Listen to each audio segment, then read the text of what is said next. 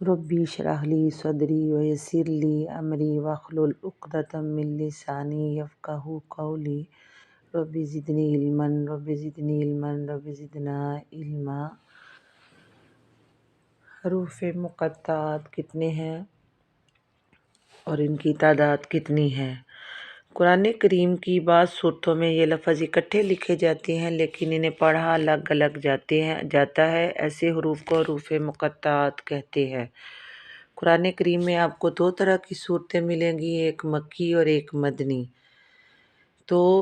یہ حروف مقطعات ان صورتوں میں ملیں گے جو مکی صورتیں ہوتی ہیں، اور سورۃ بقرہ اور آل عمران مدنی صورتیں ہیں، اور ان کے آغاز میں بھی حروف مقطعات آئے ہیں، اور ان کی کل تعداد 14 ہے، اور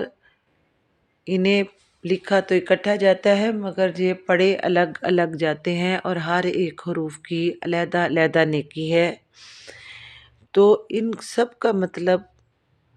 صرف اللہ تبارک و تعالی ہی جانتے ہیں، اور بعض مفسرین اور علماء کی رائے بھی ہے اور اس میں بہت اختلافات ہیں، باقی ان سب کا مطلب اللہ ہی جانتے ہیں، واللہ اعلم۔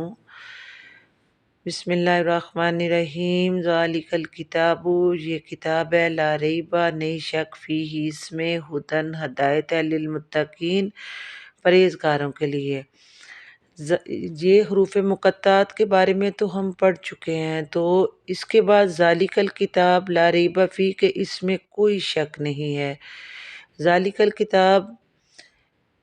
اس لیے کہا گیا کہ یہ کتاب، اس میں اشارہ کیا گیا کہ قرآن کریم ہے، اور اس میں جو کچھ بھی نازل ہوا حق کے ساتھ نازل ہوا، اس میں کوئی کجی اور کوئی ٹیڑھا پن نہیں ہے، اور اس کو الکتاب اس لیے کہا گیا کہ اس میں آنے والے تمام وقتوں کی پیشن گوئیاں اور خوشخبریاں اور سابقہ کتاب میں موجود تھیں، چونکہ اس وقت کتاب کا اثر رخ جو ہے نا وہ سابقہ امتوں کی طرف ہے۔ ذالک الکتاب ہے، ذالک الکتاب اللہ کی کتاب نہیں، الکتاب کہا گیا اس کو، اور قرآن میں ہے کہ لا ریب فیہ، اس میں کوئی شک نہیں، تبدیل نہیں ہو سکتی۔ سورہ سجدہ کے شروع میں بھی یہ لفظ آئے ہیں، الف لام میم، تنزیل الکتاب لا ریب فیہ من رب العالمین، یہ قرآن جہان والوں کی پالنے والے اللہ کی طرف سے اترا ہے، گویا کہ یہ خبر ہے، اور اس میں مطلب اس کے نہیں کہ ہیں، کہ یعنی شک نہ کرو، اس میں کسی قسم کا کوئی شک نہیں، یہ اللہ نے کتاب اتاری ہے، اور اس میں ہدایت ہے، شفا ہے، رحمت ہے۔ جس طرح قرآن میں اللہ نے فرمایا قُلْ هُوَ لِلَّذِينَ آمَنُوا هُدًى وَشِفَاءٌ، کہہ دیجئے نبی صلی اللہ علیہ وسلم کہ یہ ایمان والوں کے لیے ہدایت ہے، شفا ہے، اور ایمان والوں کے دلوں کے لیے اس میں نور بھی ہے، اور وہ اس سے بن دیکھے اس پر ایمان بھی لاتے ہیں اور اس پر یقین بھی کرتے ہیں، مگر جو بے ایمان ہیں، جنہوں نے ایمان نہیں لایا، جن کے دلوں میں ٹیڑھا پن ہے، ان کی کان بھی بوجھل ہیں، ان کی آنکھیں بھی اندھی ہیں، یعنی سنتے ہوئے بھی سنتے نہیں اور دیکھتے ہوئے بھی دیکھتے نہیں، اور یہ ظالم لوگ اپنے خسارے میں آگے بڑھتے چلے جاتے ہیں۔ یہ قرآن ہے، قرآن میں ہے وَنُنَزِّلُ مِنَ الْقُرْآنِ مَا هُوَ شِفَاءٌ وَرَحْمَةٌ لِّلْمُؤْمِنِينَ، ایسے لوگوں کے پاس قرآن اللہ کی طرف سے نصیحت بھی ہے، اور سینے کی بیماریوں کی شفا بھی اس میں آ چکی ہے،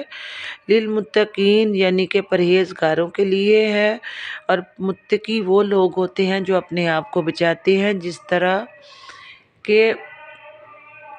اپنے آپ کو بچانا، تقوی اختیار کرنا، ڈرنا، گناہوں سے بچنا، کیونکہ ان لوگوں کی طبیعت میں فطرت سلیمہ ہوتی ہے، اور یہ اخلاقی حس بھی موجود ہوتی ہے،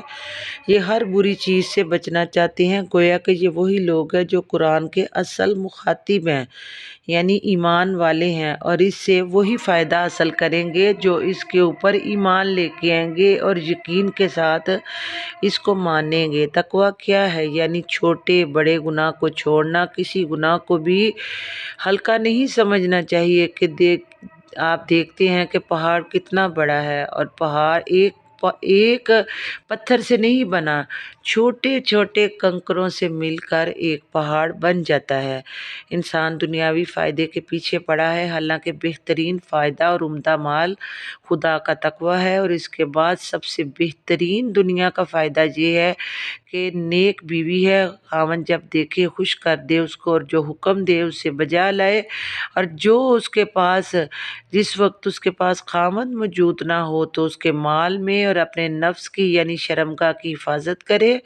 الذین یؤمنون بالغیب، وہ لوگ جو ایمان رکھتے ہیں بالغیب، بن دیکھے یعنی غیب کی باتوں پر ایمان لے کے آتے ہیں۔ ہدایت قرآن میں جب اتری ہے تو یہ طریقہ یہ ہے کہ اصل ہدایت وہ ہے جو نگاہوں سے چھپی ہوئی ہوتی ہے، یعنی ایک انسان کسی چیز کو دیکھ نہیں سکتا، مگر اللہ نے کہہ دیا کہ یہ قرآن ہے یعنی ہدایت ہے۔ قرآن اتارا، فرشتے لے کے آتے تھے اس کو، اور محمد عربی صلی اللہ علیہ وسلم کے اوپر یہ اترا، تو انہوں نے بن دیکھے یعنی جو چیزیں نگاہوں سے چھپی ہوں بن دیکھے ان کے اوپر ایمان لانا، تو وہی ایمان لاتے ہیں جو اس کے اوپر یقین رکھتے ہیں، تقویٰ رکھتے ہیں، ڈرتے ہیں۔ نہ تو کسی نے قرآن کو اترتے دیکھا، نہ خدا کو دیکھا، نہ رسول کو دیکھا، نہ وہ کتابیں دیکھی جو نازل ہوئیں، تو وہ ایمان تو اسی کو کہتے ہیں نا کہ یؤمن باللہ و یؤمن للمؤمنین، کہ وہ ایمان لاتے ہیں بے اللہ پر اور ایمان لاتے ہیں ایمان والے، یعنی ایمان والے خاص مقربین لوگ جو بن دیکھے ہر چیز پر ایمان لاتے ہیں، اللہ پر، فرشتوں پر، کتابوں پر، رسولوں پر، قیامت پر، جنت پر، دوزخ پر، ملاقات خداوندی پر، مرنے کے بعد جی اٹھنے پر، اسی کا نام ایمان ہے۔ ابن مسعود رضی اللہ تعالیٰ عنہ فرماتے ہیں کہ ایک مرتبہ صحابہ کے فضائل میں بیان ہوتے ہوئے آپ نے فرمایا، رسول اللہ صلی اللہ علیہ وسلم کو دیکھنے والوں پر تو آپ کا ایمان لانا ہی تھا، یعنی جنہوں نے دیکھا آپ نے دعوت دی تو وہ ایمان تو لے آئے، لیکن خدا کی قسم ایمانی حیثیت سے وہ لوگ افضل ہیں جو بن دیکھے ایمان لاتے ہیں۔ پھر آپ نے الف لام میم سے لے کے مفلحون تک ساری آیتیں پڑھی، اور نبی صلی اللہ علیہ وسلم ایک دن صحابہ کے ساتھ تھے تو آپ نے فرمایا توبہ ثم توبہ ثم توبہ ثم توبہ۔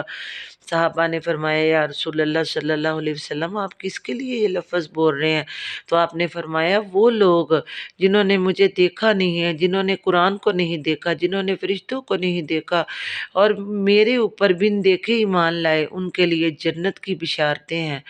تو اللہ تبارک و تعالیٰ نے فرمایا کہ بن دیکھے ایمان لانا ہی اصل ایمان والوں کے لیے ہے، اور یہ آیتیں بھی انہی ایمان والے مومنوں کے لیے ہیں کہ جنہوں نے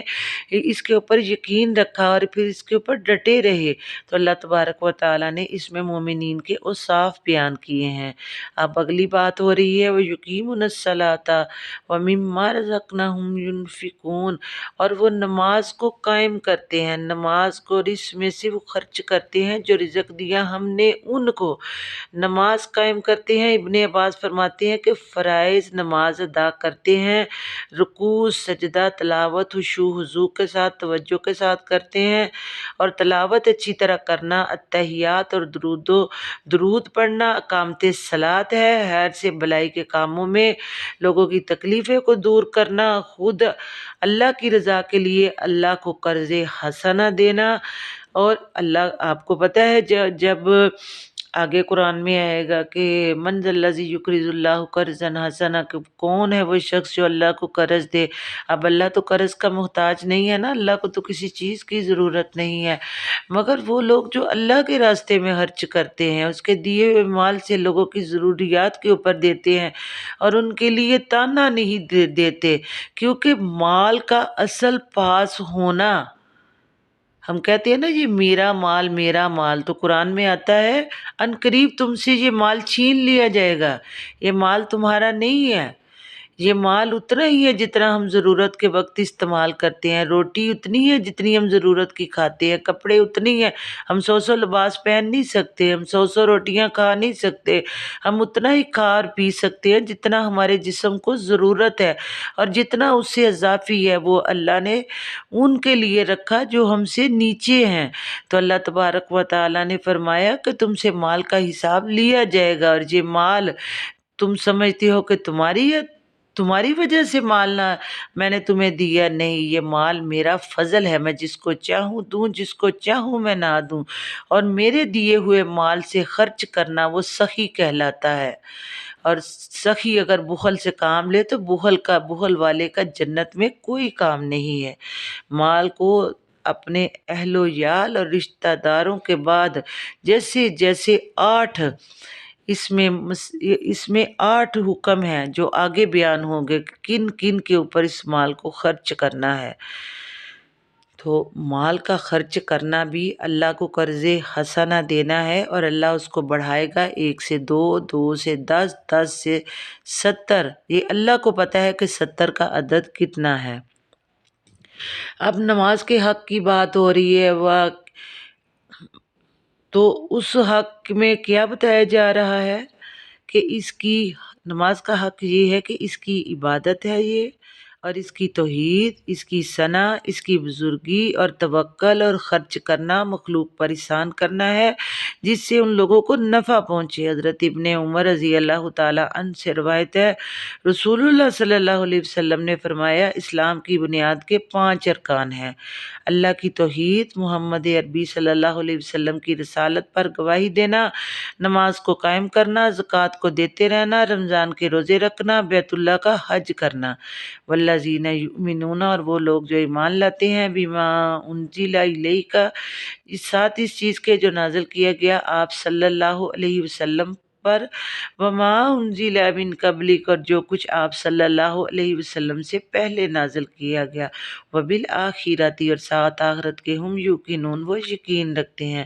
ابن عباس کہتے ہیں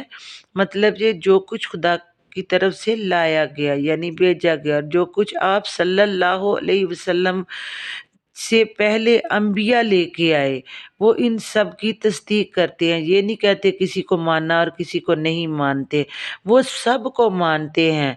تو باسط پر یعنی اٹھنے پر، قیامت کے دن، پیدا ہونے سے لے کے قیامت تک، جنت اور دوزخ پر، حساب اور میزان پر، سب کو وہ مانتے ہیں۔ اور قیامت چونکہ دنیا کے ختم ہونے کے بعد آئے گی، اس لیے اس کو آخرت کہتے ہیں۔ اور یہ ابتدا ہے قرآن کی، کس قدر بیان کیا جا رہا ہے کہ یہاں ایمان صرف قرآن پر نہیں بلکہ اس پر بھی ہے جو اس سے پہلے نازل کیا گیا، یعنی تورات، زبور اور انجیل۔ سورۃ نساء سن 6 ہجری میں نازل ہوئی، اور اس کی آیت ہے سورۃ نساء کی، یا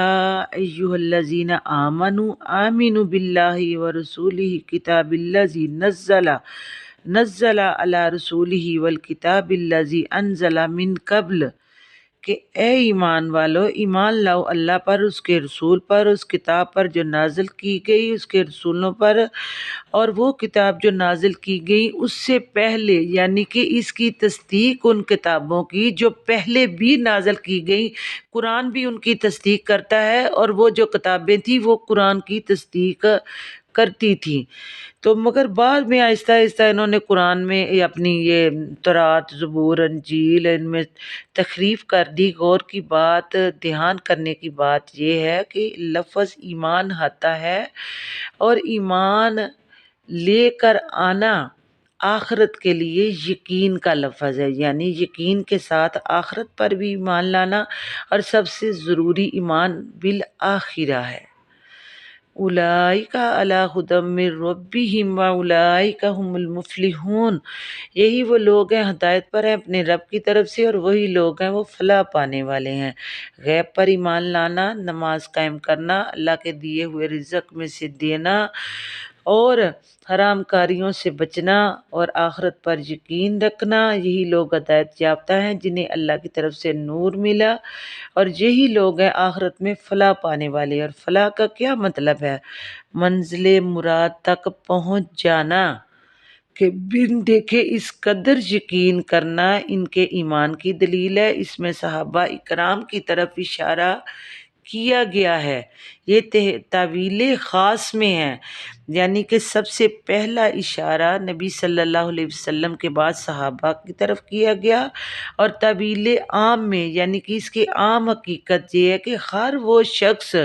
فلاح پائے گا جس میں یہ اوصاف اپنے اندر جو پیدا کرے گا، وہ فلاح پانے والا ہے، کامیاب ہوگا، کامران ہوگا، اور یہی لوگ فلاح پانے والے ہیں۔